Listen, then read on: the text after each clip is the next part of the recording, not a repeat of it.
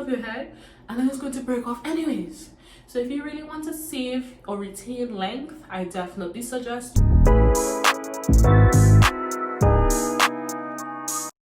Hey guys, it's your girl Abby the Baddie and welcome back to my channel. If you're a returning subscriber, hey Baddie, and if you're new here, don't forget to click the like, comment and subscribe button so that you can join the Baddie crew because we are lit over here. Now let's get right into the video. In today's video, I wanted to share my top 5 tips on growing long healthy hair. So as you may know or may not know, I have been natural for 4 years. I did the big chop, my hair was relaxed, and I started off with my hair with I started my natural hair journey with less than an inch of growth. I will insert pictures somewhere along this video where you can see my before and my after so that you can understand that, I know what I'm talking about. Alright, so this is what my hair looks like in its shrunken position. I'll also show a clip of my hair being stretched out. It's mid back, it's almost to my waist, and that's only in 4 years. So I'm gonna share that same tea with you guys so that you guys can achieve the same goals as I did or even better, because I did have a few setbacks along the way. But that's not the point. Let's get into the video. So the first step I want to share with you guys is to moisturize when necessary. It is very, very, very important to moisturize your hair. Just like a plant, it needs water to grow. So you need to, 1, spray your hair with water every day. So I have a spray bottle. You can use the same to just refresh your hair every day. And 2, drink lots of water. So you need to nourish your body from inside and out. Once your body is healthy, your hair will also be able to gain from the benefits of your healthy body. Another way to moisturize your hair, we know we always start off with water. So no matter how you moisturize, always spray your hair with water first when you're starting to moisturize. There are 2 different methods that you can use. It's called the LOC method, which is LOC, liquid, oil, cream, or conditioner. So you start by moisturizing your hair, you spray your hair with water, then you apply oil to seal in the moisture from the water, and then you apply a cream or a leave-in conditioner over it. There is also the LCO method, which is liquid, cream, then oil, which is my personal favorite. You spray your hair with water, then you apply your cream, which is your moisturizer, or leave-in conditioner, and then your oil to seal. So oil is not a moisturizer, guys. Please, in this 2021, do not, I repeat, do not think by just putting oil in your hair, you are moisturizing your hair. If you are doing that now, I need you to stop. Your oil goes after you put your moisturizer in your hair so that it can lock the moisture in. Oil is a sealant, not a moisturizer. So this is why I prefer the LCO method over the LOC method, because if I put the oil first and then I apply the cream, if the oil is sealing my hair, then the cream is just going to be laying on the top of my shaft. It's not actually going to be absorbed into my hair, as opposed to I put the cream first, it actually goes into my hair and moisturizes it, and then the oil seals it so that the moisture stays there for longer. So that is my first step for growing long healthy hair. You need to make sure that your hair is moisturized. You also don't need to moisturize your hair every day. Moisturize when necessary. So if I moisturize my hair today and tomorrow it feels great, then I will not go ahead and moisturize it again. I will refresh it with just some water and go about my day. So it's very important to listen to your hair, right? You know how you know your body, you know your hair. You should be able to tell when your hair needs moisture. If your hair feels dry, your ends feel brittle, you're feeling knots at the end of your hair, you're trying to style it and it's just reluctant, it can mean 2 things. There's too much moisture or there's too little moisture. So you need to know how you are treating your hair. So if it's dry, you have to moisturize it. If it feels limp, you probably need to get a wash. That leads us on into the second tip, which is trim your hair when necessary. A lot of us like to focus on length more than we focus on the health of our hair. And I would like to let you know that it is 2021. You need to focus on the health of your hair in order to achieve length. If your hair is healthy, it will grow. It will grow. But if you're trying to hold on to the length and you're not trimming off those dead ends, then that is also going to slow down your hair growth and it's going to cause your hair to break off. So it may make you feel like your hair is not growing at all. So on average, our hair grows half an inch per month. Some people their hair grow faster, some people their hair grows slower, but according to your genetics, you need to know the rate at which your hair normally grows. If you feel like your hair is not growing, it's probably because either one, a medical problem, you need to speak to your doctor about that. I cannot tell you how to deal with issues like that if it's like a health issue. But the next issue would be your hair is breaking off at the same rate it is growing, or it's breaking off faster than it's growing. So you would feel like your hair is not growing at all when indeed it is, but because you have not trimmed those ends, your hair is going to continue breaking. And I can explain to you how your hair breaks as well. So split ends. Let's say this is what your hair shaft looks like, and this is your split end. If you'd like your hair to not break off, or you would like to, save your hair and keep it healthy, then I would suggest that you cut the split end off.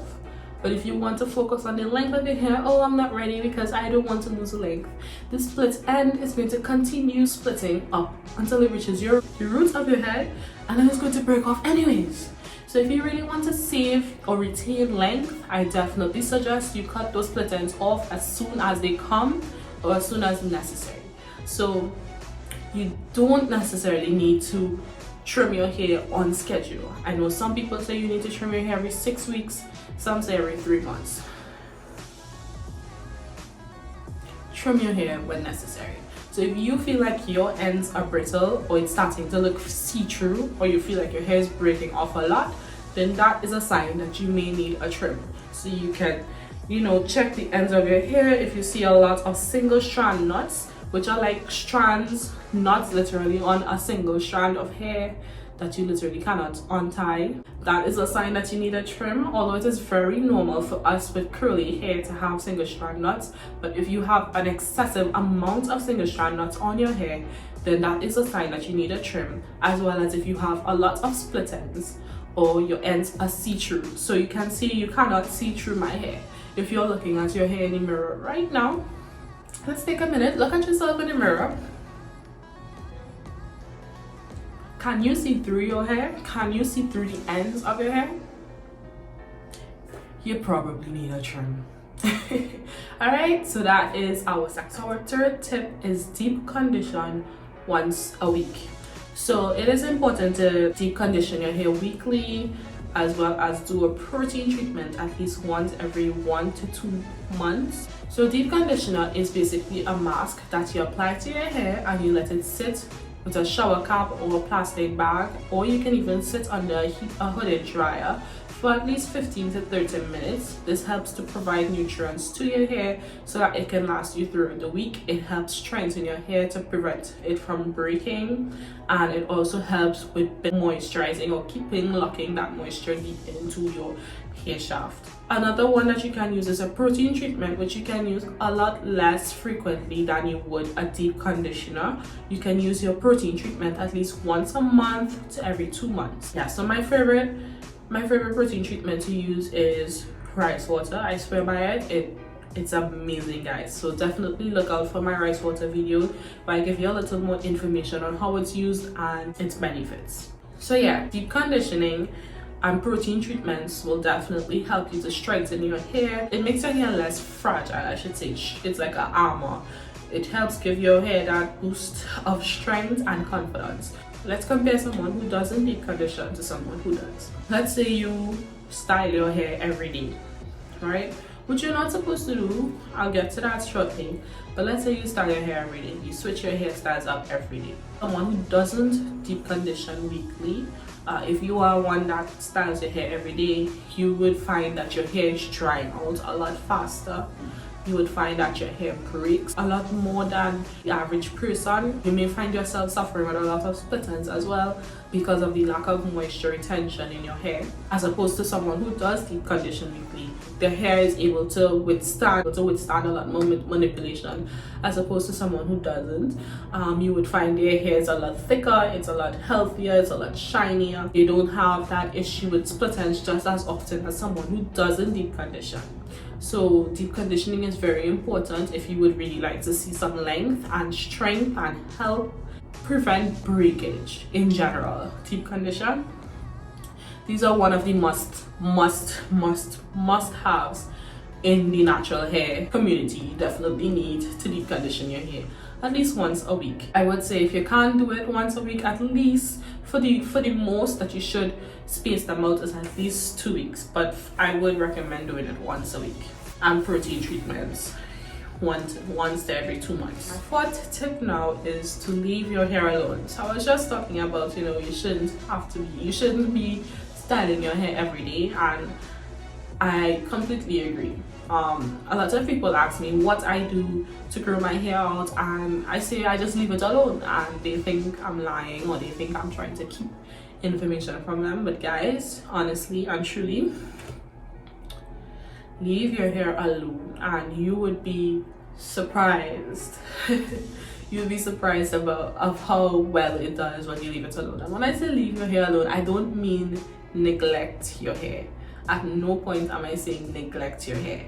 I literally mean style your hair in protective hairstyles or low manipulative hairstyles, and I will explain what those are. So a protective hairstyle is basically a long-term hairstyle. It's a hairstyle that you can keep in your hair for between 2 to 6 weeks. So like in my get to know me video, you would have seen that I had a sew-in.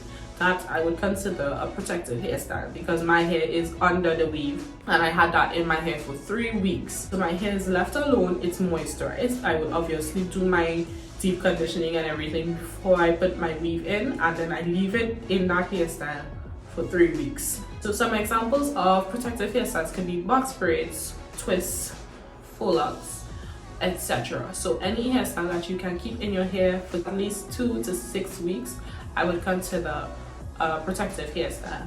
Whereas a low manipulation hairstyle would be something that's a little short term, such as mini twist, where you twist your own hair up. You can wear your hair in buns, you can put your hair in braids. Yeah, so these type of hairstyles you can keep it in for at least 2 to 3 days or even a week if you can stretch it that far out. Those would be considered low manipulative hairstyles because you don't literally have to comb your hair, restyle your hair every single day. So you stretch out the time that you would wear one hairstyle for. So low manipulative hairstyles can be also effective for those of you who love to switch up your hair. I know you baddies love to switch it up. You don't like to look the same all the time, and I completely understand. So low manipulative hairstyles can definitely be a thing that you can try. You wear one hairstyle for 3 days or so. In order to actually make it effective, please ensure that your ends are tucked away. So a protective hairstyle is any hairstyle where your ends are tucked away for a period of time, as well as the low manipulative hairstyles. So hairstyles such as buns or twists, your ends are tucked away in a bun, your hair is wrapped up in twists, perfect. Your ends are not, you see, friction that also causes breakage. So like if you're wearing a cotton t-shirt and your hair is down and it's constantly rubbing on your shoulders, that can also cause breakage and split ends, and that could lead you to having to trim your hair more. So this is why buns and protective hairstyles are so important, because it protects your hair from all the friction and damaging factors. Tip number 5, detangle your hair gently. And when I say gently, I know a lot of you, you don't feel good unless you rake that comb through your hair and it's going Let's leave that in 2026. If you want your hair to grow, you want to retain that length from all the other 4 steps that you just followed, you need to detangle your hair gently. Okay, so if you're in a rush, I would not suggest you try combing your hair any intricate hairstyle that's going to cause you to be rough with your hair.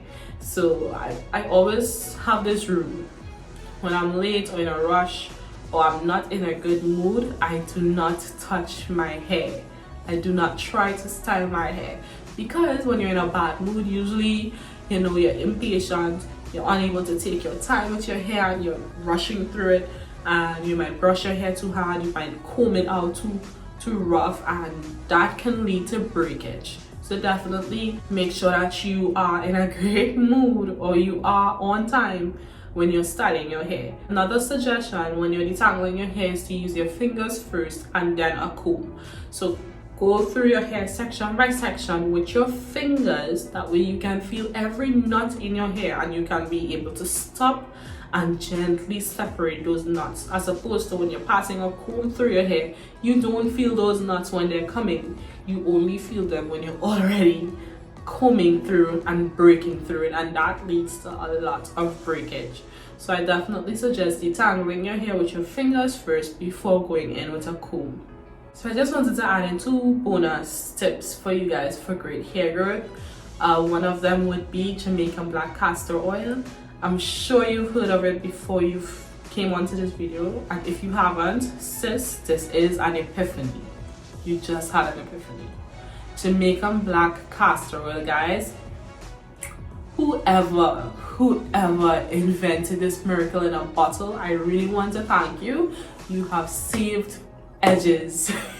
You have saved so many edges in this world, and I don't know if people appreciate you enough, but yes, guys, Jamaican black castor oil. It helps to thicken your hair. You can also use that as a sealant when you're moisturizing your hair. I use it as a sealant. I use it on my scalp 3 times a week. I massage it into my scalp, and I also apply it to my edges before I style my hair. I would definitely recommend, if you don't have you have never cupped a Jamaican black castor oil before, then today is your day. Go into Pennywise or any local beauty supply store and get yourself Jamaican black castor oil. Hashtag thank you later. And the final tip, guys, is to have patience. You need to be patient. Your hair is not going to grow overnight. I promise you, it's like watching paint dry. If you sit and just stare at it, you will never see a difference. You guys need to have patience. If you're checking the length of your hair every day, when is my hair growing, when is my hair growing, you will never notice the length. You will never notice the growth. I suggest that you also take a lot of pictures so that you can look back in the future and then you'll be like, wow, my hair really did grow. Look at the difference from then to now. Because even today, like now, I feel like my hair isn't growing. I'm like, why is my hair not growing? It looks the same. But when I look at a picture of myself last year, I'm like, wow, look at how short my hair was back then compared to now. So it's really nice to have pictures, take a lot of pictures, so that you can reference and you can actually see the growth. Because if you're looking at yourself every day, sometimes you may not be able to notice those changes. I'm sure people who haven't seen you in a while will be like, wow, look at how different you are now. Look at your hair, it's grown so much. Or look at you, you gained weight, you lost weight, but you don't see it. They haven't seen you in a while, so they will be able to notice the difference. But if you're looking at yourself every day, you won't. So taking pictures is also an effective way to be able to track your progress, and you can see whether or not your journey is stagnant or you are actually your hair is actually growing at a great rate. So guys, thank you so much for watching this video. I really hope the information I provided was helpful. I know these are the tips that I use and I swear by that helped me grow my hair, and I wanted to share it with you guys for free so that you can join this journey with me in growing healthy, natural hair. Feel free to share any other tips that I did not mention in the comments below so that other baddies who are watching this video can also get some tea from you guys. I hope this video was helpful. Thank you so much once again for watching. And if you haven't already, don't forget to click the like, comment, and subscribe button so that you can join the Baddie crew, because we are lit over here, okay? Don't forget you're amazing, you're beautiful, and you're smart, and don't let anybody take you for idiot. Until next time, bye bye.